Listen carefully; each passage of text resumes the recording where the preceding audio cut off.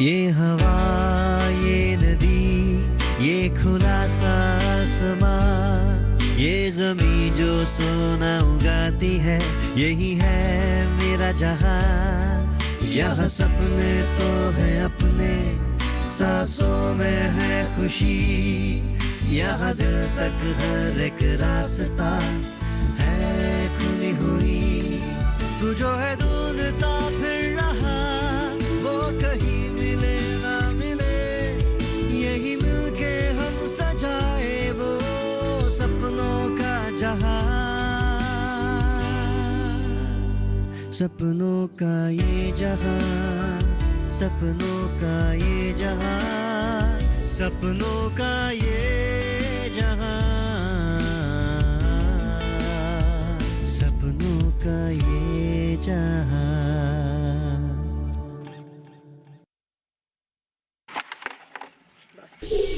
माँ कसम यार, शरीर के दर्द के कारण काम करने का मन नहीं कर रहा है। सुबह आकर सोया ही था, माँ ने जगा कर धान निकालने के लिए बोल दिया। बोली साल नहीं है, दोपहर को खाना नहीं मिलेगा।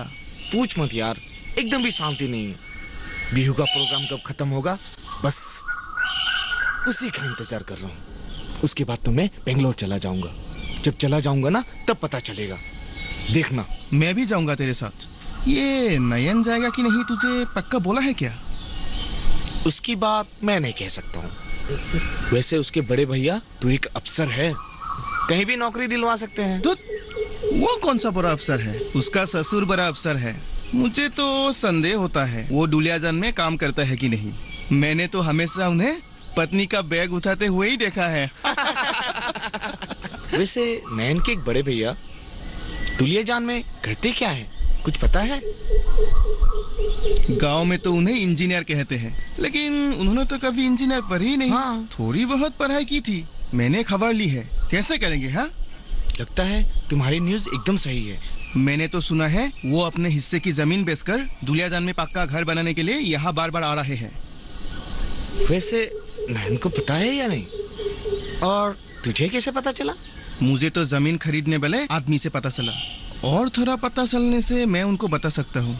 मैं तो सोच रहा था नयन को वहाँ एक दुकान खुलवा के देंगे। अरे वो आ रहा है, अभी उसे मत बताना। हाँ,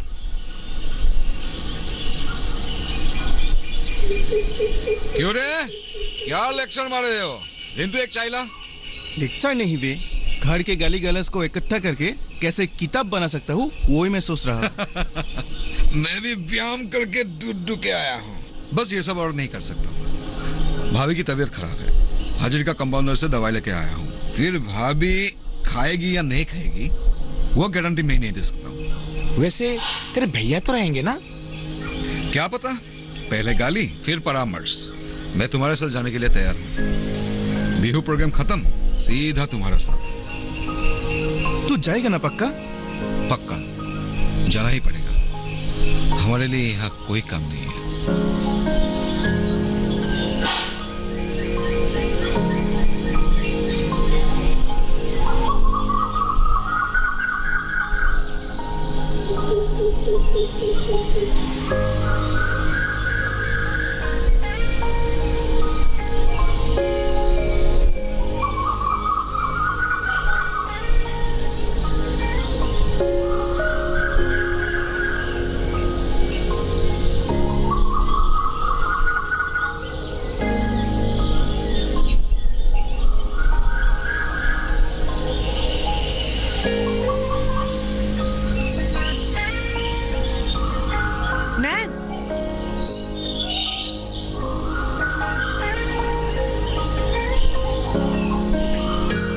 घर से भाग जाने की सोच रहा है? ये बात मुझे कहने की हिम्मत नहीं है। मैंने कहीं भागने का नहीं सोचा है। गांव में ये बात सब जानते हैं कि तू कब जाने का सोच रहा है।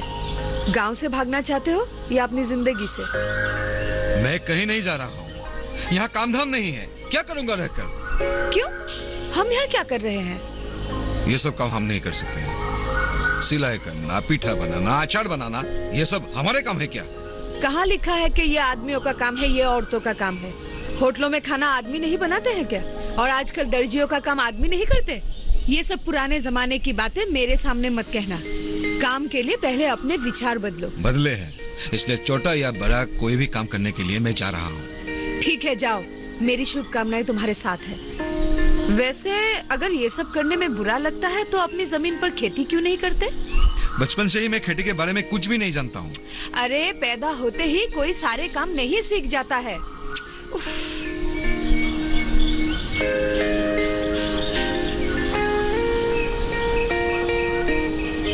अरे सुनो तो नयन, सोनापुर के एमएलए सर ने वहाँ के बेरोजगार लड़कों को इकट्ठे करके वहाँ की सरकारी जमीन पर सरसों और आलू की खेती और वहीं पे पुखरी खोदकर मछली का उत्पादन शुरू किया है। वो तो आदमियों का काम है, वो भी तो कर सकते हो।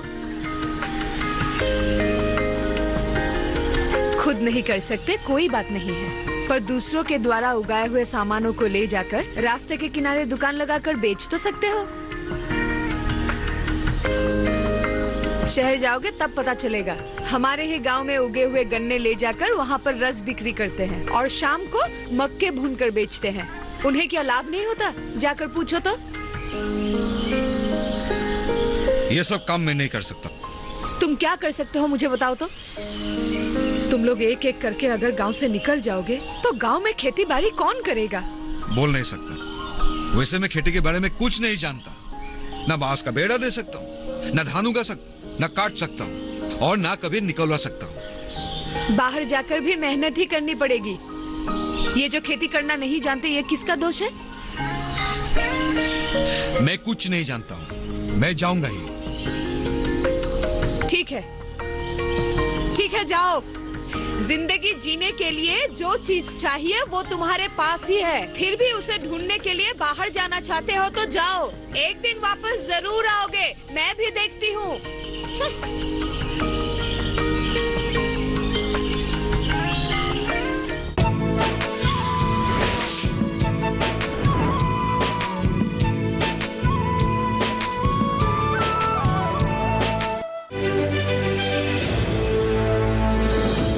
खुशहाल होंगे खेत,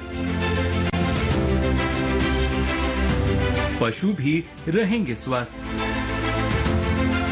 सरकारी स्कीम का होगा लाभ, जब एक्सपर्ट्स का मिलेगा साथ।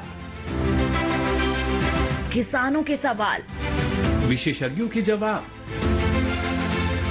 अब सिर्फ एक फोन कॉल पर। देखिए अपना खास प्रोग्राम। हमारे टोल फ्री नंबर हैं 1800-113060, 1800-113061।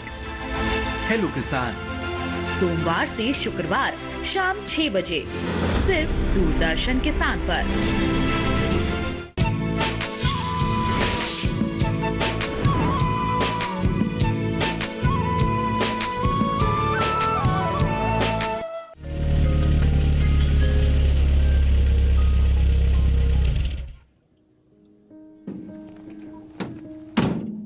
तुम जरा ठहरो, मैं आ रहा हूं।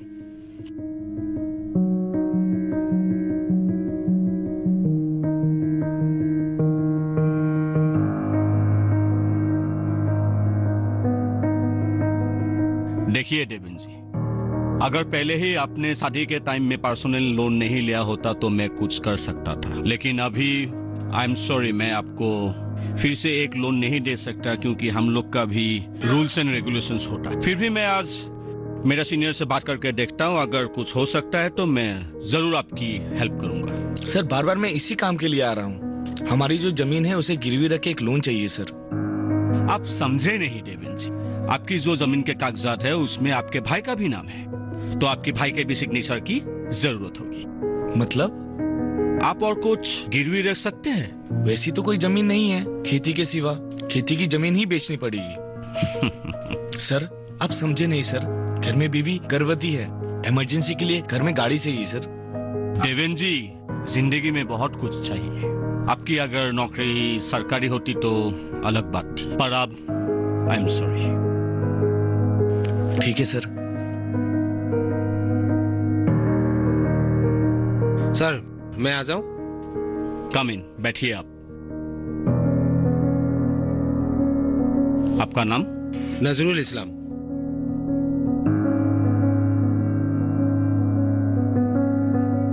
क्या हुआ? कुछ काम नहीं हुआ। पता था मुझे नहीं होगा, किसी काम के आदमी नहीं हो तुम। लेकिन मैं बार बार ऐसे आ नहीं पाऊंगी। दूसरों की गाड़ी लेके आना पड़ा, खुद की गाड़ी भी नहीं ले पाए। घर में जाके बोल देना सड़क के उस पार वाली जमीन हम बेच देंगे। अब खंबे की तरह खड़े क्यों हो? आके बैठो अंदर। देवेन भैया। अरे भाभी आप भी? थोड़ी तबीयत खराब है, डॉक्टर को दिखा के आई हूँ। तुम लोगों की ही गाड़ी लेकर आए। लेकिन तुम ऐसे पैदल क्यों? पैदल चलना मुझे अच्छा लगता है, व्यायाम होता है। अच्छा आप लोग थोड़े दिनों तक गांव में है ना? नहीं, गांव में और नहीं रहेंगे। ऊपर से इसकी तबीयत भी ठीक नहीं है। गांव से सब चले जाने की ही बात करते हैं। देवेन भैया, नैन भी जा रहा है ना? वो कहाँ जा रहा है? सुना है बेंगलोर जाएगा। घर में तो वो दिखाई नहीं देता है। सुबह आकर सो जाता है और रात को उल्लू की तरह घूमता फिरता है। तो कैसे पता चलेगा? घर की जिम्मेदारी भी नहीं ले पा रहा है वो। भाभी उसकी शादी करवा दीजिए, जिम्मेदारी समझ जाएगा। अच्छा मैं बैंक जाती हूँ, नहीं तो बंद हो जाएगा। पैसे जमा करने जा रही हो क्या? नहीं, बैंक से बार बार फोन आ रहा था, हमें लोन देना चाहते हैं, इसीलिए मैं सर से मिलने आई हूँ। अच्छा, बैंक वाले लोन देने वाले हैं क्या? हाँ, हमारी 2 आत्मसहायक गोट है, अभी तो सिलाई की दुकान भी खोल ली है। हमने समय पर किस्तें चुकाई, इसलिए बैंक हमें फिर से लोन देना चाह रही है।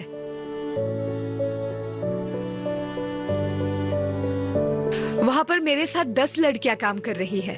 अभी हम अचार की एक फैक्ट्री भी लगाने का सोच रहे हैं। आप लोग कभी आइएगा। गांव में भी ये सब होता है क्या?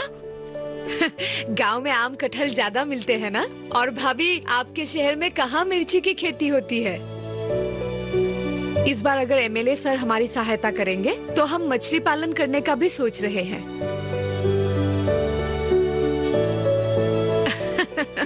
आप लोगों को मेरी बातें सुनकर आश्चर्य हो रहा है ना? सोनापुर के गांव के लड़कों के किए हुए खेती अगर देखेंगे तो और भी हैरान हो जाएंगे। अभी ये सब हमारे गांव के लड़कों को कौन समझाए? सच में? ये बात तो मुझे पता ही नहीं थी। नैन को भी थोड़ा सिखा दो ना, उसके चले जाने से घर में बड़ी तकलीफ होगी। अरे भाभी, अब मुझे उसकी मास्टरनी बनना पड़ेगा क्या? अच्छा मैं चलती हूँ, बैंक बंद हो जाएगा। अब तुम क्यों खड़े हो? अंदर आके बैठ जाओ ना।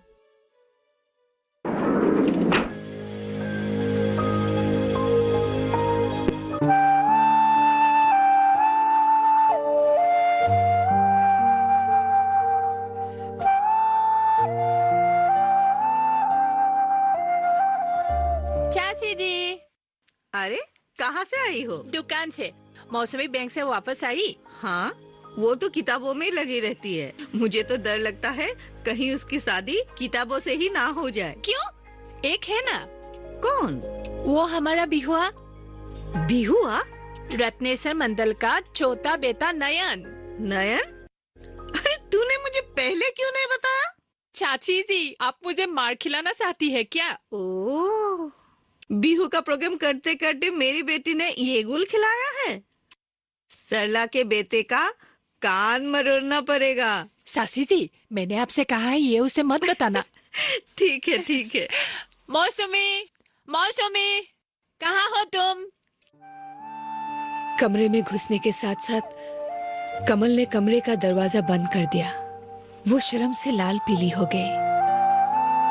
ऐसे कभी भी उसने उसे अकेले मिलने के लिए नहीं बुलाया था। आज पहली बार वो दोनों इतने करीब आए। कमल ने उसका हाथ अपने हाथ में लिया और उसकी तरफ प्यार भरी नजरों से देखता है। दरवाजा बंद होने के साथ साथ धीरे धीरे एक संगीत बजता है। ए मौसमी, आ गई मेरी जीवन की राहु केतु। इन लोगों की वजह से शांति से एक किताब भी नहीं पढ़ सकती। ए मौसमी, उफ, आ जाओ मेरी माँ, मैं यहाँ हूँ। या फिर तेरे स्वागत के लिए मुझे खौराई और गामूसा लेकर जाना पड़ेगा। मौसमी, आओ आओ। कौन से समय पर आकर मेरी पढ़ाई का सर्वनाश करना चाहिए ये तुम्हें अच्छी तरह से पता है। किताब पढ़ रही हो और तुझे काम धाम नहीं है क्या? दिखाओ तो क्या पढ़ रही हो। रूपाली की प्रेम कथा। अब जो बोलना है जल्दी बोल और जा। मैं अब एक रोमांचक सीक्वेंस पर पहुंची हूँ। ओ रोमांटिक? तेरी माँ को पता है ना तू रोमांटिक किताब पढ़ रही है? अरे 25 साल की उम्र में रोमांटिक उपन्यास नहीं पढ़ूं तो रामायण और भागवत गीता पढ़ूं क्या? भूलना मत, अब तक 2-3 बार वोट दे चुकी हूँ। मुझे गुस्सा करने की कोई जरूरत नहीं है। तूने जो खबर मंगाई थी ना, वो मैं लेकर आई हूँ। वो पक्का जाएगा? पक्का जा रहा है, टिकट भी हो गई है। जाने दो, बाहर जाकर कुछ सीख कर आएगा। अगर बाहर जाकर वापस नहीं आया तो? मौसमी किसी के ऊपर निर्भर नहीं है। जो भी हो, ये लड़के अजीब है। ये लड़के अगर यही जुनून खेती बाड़ी में दिखाते तो अच्छा होता। अब नयन को ही ले लो, उसके माँ पिताजी को कौन देखेगा? उसके बड़े भाई और भाभी तो कुछ काम के हैं नहीं। तू है ना, देख लेना अपने होने वाले सास ससुर को। ठीक ही कह रही है, मुझे ही देखना पड़ेगा उन्हें। अच्छा सुन, हाँ, तू जाते जाते नैन को ये चिट्ठी दे देना। नहीं, सिर्फ नैन को। प्रॉमिस।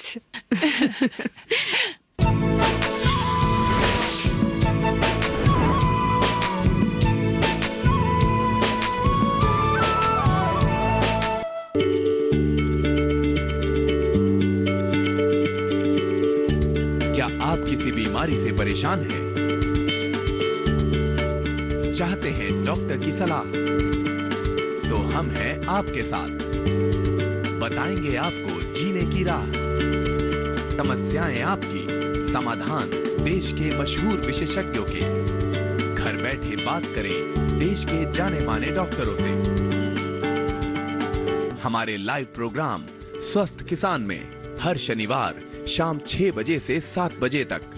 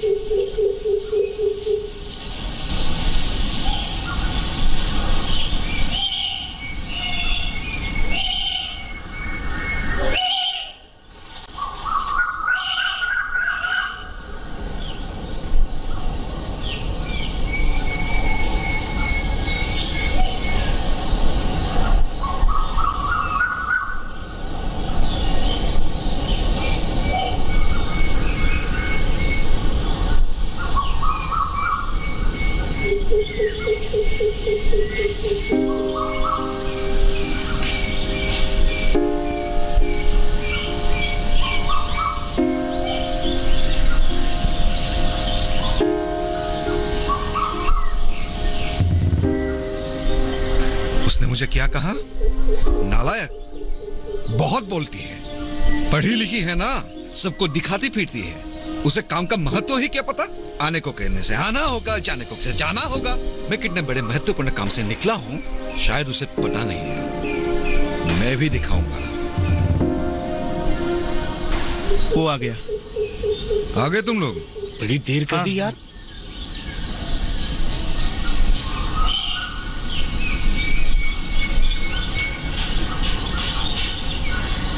नालायक समझते हैं।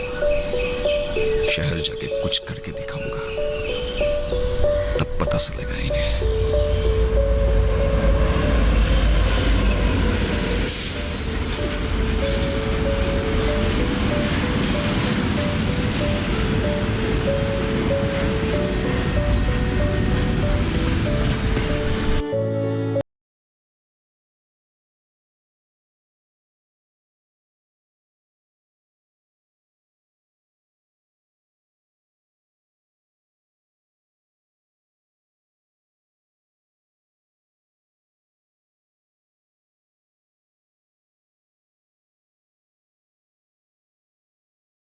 मिलिट्री में काम करने वाले लोग भी चैत्र महीने में छुट्टी लेकर घर आकर खेती बाड़ी करके वापस जाते थे।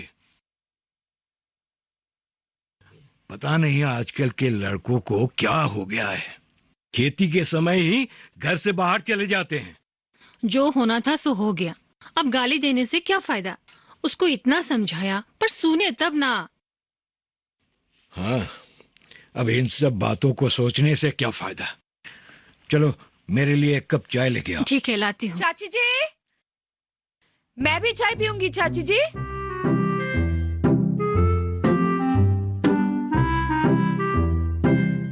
आजा आजा, आप तो हम दो ही हैं इस घर पे।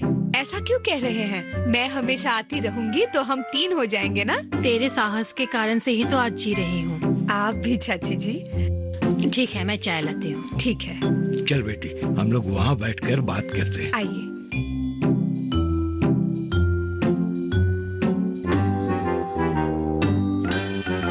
बेटी, मैं सच कह रहा हूँ, तुमने गांव के लिए जो कुछ किया है लोग जानते हैं। मैंने ऐसा क्या किया चाचा जी? सरकार लोगों को सुविधा देती है, पर लोगों को इन सुविधाओं के बारे में जानकारी नहीं होती। मैंने बस लोगों को इन सब के बारे में बताया। अच्छा रुको, तुम सोनापुर फार्म गई हो ना? हाँ, मैं तो जाती ही रहती हूँ। इस बार मैं भी जाऊंगा। चाचा जी, इस बार हम मछली पालन करने का सोच रहे हैं। उसके लिए एक तालाब खोदना पड़ेगा। पता चला है कि 1 बीघा जमीन पर 50,000 से ज्यादा आमदनी होती है। और तालाब खोदने का खर्च? आपको एक बार बरुआ सर से मिलवाऊंगी। हमारी रास्ते के पास वाली जमीन में तालाब खोदे तो कैसे रहेगा? बहुत बढ़िया होगा चाचा। बेटी, तुम चाय पियो, मैं आ रहा हूँ। बैठिए चाची जी। मुझे पता है बेटी, तुम नयन को कितना पसंद करती हो, लेकिन शायद वो तेरे मन के बात कभी नहीं समझा, इसलिए वो जाते समय एक चिट्ठी तुम्हारे लिए दे गया।